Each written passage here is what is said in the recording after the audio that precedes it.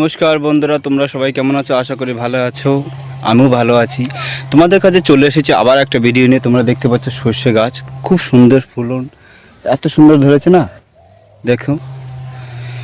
এই সর্ষে গাছে এখন কি বলতো, সর্ষে গাছে এখন একটাই সমস্যা এখন দেখা দেবে, আর কোনো সমস্যা দেখা দেবে না। সেটা আছে এই ধরো এই ডাটি, এই ডগা এখানে ঝলসা বা ধসা দেখা দেবে, বা এই যে শুটি দেখা যাচ্ছে না, এই শুটিগুলো পচা শুরু করবে। তাই বন্ধুরা, এই শুটি পচার আগে দেখতেই পাচ্ছ, এই শুটি যাতে না পচে সেই বিষয় নিয়ে তোমাদের সঙ্গে আজকে একটু কথা বলবো, শেয়ার করব। এই যে শুটি মানে পাকার আগে যদি ধসা বা ঝলসা লেগে যায়, তাহলে সর্ষে পুরো ক্ষেতটাই মার হয়ে যাবে। হয়তো যেখানে এই 1 কুইন্টাল বা 4 বিঘেতে 5 কুইন্টাল থেকে 4 কুইন্টাল থেকে 5 কুইন্টাল হয়, সেখানে 2-3 কুইন্টাল হবে। তাহলে কি আমার মার গেল।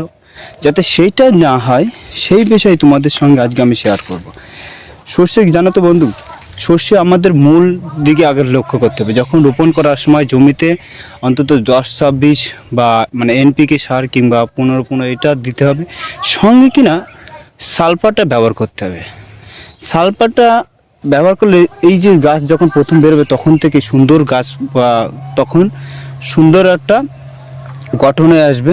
এবার যথারীতি যখন ফুল আসবে, ও তার আগে একটু কথা বলি, সেচ দেওয়া যখন একটু পরিষ্কার জমিতে নিড়ানোর পরে যখন একটু গাছটা যখন সেচ দেওয়ার সময়, তখনও তুমি সালফার দিতে পারো, তখনও কোনো সমস্যা নেই, তখন দিলেও কাজ হবে। তবে দেওয়ার পরে যখন এরকম শুটি বেঁধে যাবে, তখন ছুটি বাঁধার পর যখন ফুলটা যখন ঝরে যাবে, প্রায় যখন শেষ মুহূর্তে এসে যাবে না, তখন কি করতে হবে, ওই সালফার আরটা আছে লিকুইড সালফার পাওয়া যায়, সেটা স্প্রে করতে পারো। আরও একটা জিনিস স্প্রে করতে, ভিটামিন ওষুধ অনুখাদ্য রূপে সেটা ব্যবহার করতে পারো। তাহলে ভিটামিন ওষুধ করলে না, এই যে গুটিটা দেখা যাচ্ছে শুটিটা, এই শুটিটা তখন মোটা হয়ে এত বড় আসবে, তখন প্রায় 1 আঙুল শুটি এসে যাবে, এবং 1 আঙুল না হলে প্রায় এসে যাবে। তখন এই শুটিগুলো বেশ মোটা মোটা এরকম দানা দেখা দেবে। দানা দেখা দিলে তখন এই শুটিটা বেশ বড় দানা হবে, সর্ষের ফলনও বাড়বে। তাই বন্ধুরা, এই যে যখন সর্ষে দেখো এখন দেখতে পাচ্ছ ফুল দেখা, কত সুন্দর ফুল দেখা যাচ্ছে। ফুলটা যখন ঝরে যখন অর্ধেক যখন চলে আসবে, তখন কি করতে আমাকে ফালি করতে হবে। জমির মধ্যে ফালি করে করে দেখা গেলো এখানে 10 কাঠা জমি আছে, 10 কাঠা জমিতে 2 থেকে 3টে ফালি করতে হবে, ভিতরে ঢুকতে হবে। তখন ওইটুকুনি লস হলেও কিন্তু আমার সর্ষের ফলনটা বেশি দেবে।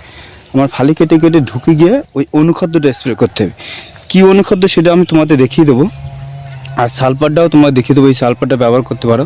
দেওয়ার পর দেখতে পাচ্ছ এই যে দানাটা এইরকম ঝলসা ভাব এসে যাবে। তখন এই সর্ষে গাছ যদি সর্ষে পাকার আগেই যদি ঝলসা আগে নষ্ট হয়ে যায়, তাহলে আমাদের ক্ষতি হবে। তাই বন্ধুরা, সর্ষে গাছটাকে আগে লক্ষ্য রাখতে হবে। যেহেতু আমাদের একটা ফসল, অর্থকরী ফসল, আমাদের সেই হিসাব করে দেখতে হবে এটা সর্ষে যাতে ক্ষতি না হয় সেদিকে লক্ষ্য রেখে দেখতে হবে। তাই বন্ধুরা, তোমাদের এটা শেয়ার, ঝলসা হিসেবে বা ধসা বাঁচা ওষুধ যাতে না আসে সেই জন্য তুমি ন্যাটিভেটা স্প্রে করতে পারো। ন্যাটিভেটা খুব ভালো কাজ করে। আর কিংবা ব্যাবিস্টন আছে, সে ব্যাবিস্টনও ব্যবহার করতে পারো। ব্যাবিস্টনও ভালো কাজ করে, ন্যাটিভেটা ভালো কাজ করে। কী বলো তো, ফুলিয়ে অনেক সময় ধসা ফসা ঝলসা লেগে যায় না, সেটাও ওই একই ঝলসায় সর্ষেও লেগে যায়। তাই ধসা পাতা যাতে না আসে সেই জন্য তুমি ওই ন্যাটিভেটা ব্যবহার করতে পারো। আরেকটা জিনিস আমরা বেগুন গাছে ব্যবহার করি বা যে কোনো গাছের গোড়ায় ব্যবহার করি, সেটা যদি স্প্রে করা হয় গাছের গোড়া যেহেতু লাগে, যেহেতু আমার গাছের গোড়া ব্যবহার করা যাবে না, তাহলে আমার গাছের আগায় স্প্রে করতে হলে তোমার ওইটাই ব্যবহার করতে হবে, ন্যাটিভেটা ব্যবহার করতে পারো। বা ক্রেপিটাপ, যে দাগের ওষুধ, ঝলসা বা ছোপ ছোপ দাগ পড়ে সেইটা যাতে না হয় সেই জন্য ব্যবহার করতে পারো। তবে বন্ধু, তুমি ন্যাটিভেটা ব্যবহার করো, যেহেতু সর্ষে জমি, ন্যাটিভেটা ব্যবহার করলেই কাফি, তুমি দেখতে পারবে। তবে বন্ধুরা, যদি ভালো লাগে তাহলে লাইক, কমেন্ট আর সাবস্ক্রাইব করবে, এবং ভিডিওটাকে আরও বন্ধুদের বা ভাইদের সঙ্গে শেয়ার করে দেবে। তবে আশা করি উপকৃত হবে, সেই সব ভাইয়েরাও উপকৃত হবে। নমস্কার।